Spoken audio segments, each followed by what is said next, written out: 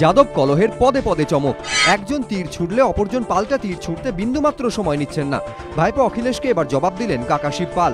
অখিলেশ ঘনিষ্ঠ বলে পরিচিত উত্তরপ্রদেশের বন প্রতিমন্ত্রী তেজ নারায়ণ পান্ডে ওরফে পবন পান্ডেকে দল থেকে 6 বছরের জন্য বহিষ্কৃত করলেন রাজ্য সভাপতি শিবপাল। श्री तेज नारायण पांडे और पवन पांडे वन राज्य मंत्री को पार्टी की नीतियों और हितों के विपरीत कार्य करने एवं पार्टी विरोधी गतिविधियों में लिप्त होने के कारण समाजवादी पार्टी से 6 वर्ष के लिए निष्कासित किया जाता है। যে আশু মালিককে চড় মারার অভিযোগে অখিলেশ ঘনিষ্ঠ পবন পান্ডেকে বহিষ্কৃত করা হলো, তিনি সমাজবাদী পার্টির বিধান পরিষদের সদস্য এবং শিবপালের ঘনিষ্ঠ বলে পরিচিত। এই বহিষ্কার পাল্টা বহিষ্কারের রাজনীতি অবশ্য বেশ কিছুদিন ধরেই চলছে সমাজবাদী পার্টিতে। দুদিন আগেই শিবপাল যাদব এবং তার ঘনিষ্ঠ 3 মন্ত্রী নারদ রায়, ওম প্রকাশ এবং সাদা ফতিমাকে মন্ত্রিসভা থেকে সরিয়ে দেন অখিলেশ। পাল্টা চালে অখিলেশের ঘনিষ্ঠ বলে পরিচিত তুতো ভাই রামগোপাল যাদবকে দল থেকে বহিষ্কার করেন মুলায়ম সিংহ যাদব।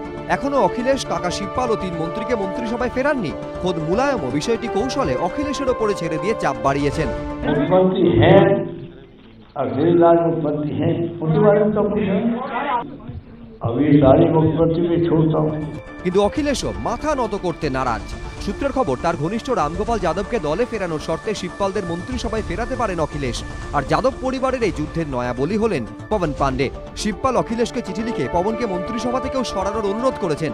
এদিনই রাজ্যপালের সঙ্গেও দেখা করেছেন মুখ্যমন্ত্রী, কিন্তু মন্ত্রিত্ব থেকে সরানো নিয়ে কোনো উত্তর মেলেনি। রাজভবন সূত্রে খবর, রাজ্যপালকে উত্তরপ্রদেশের বর্তমান রাজনৈতিক পরিস্থিতি নিয়ে অবহিত করেছেন অখিলেশ। এই প্রেক্ষাপটে আগামী দিনে বাবা কাকার সঙ্গে অখিলেশের লড়াই আরো বাড়ারই জোরালো সম্ভাবনা বলে মনে করছে রাজনৈতিক মহল।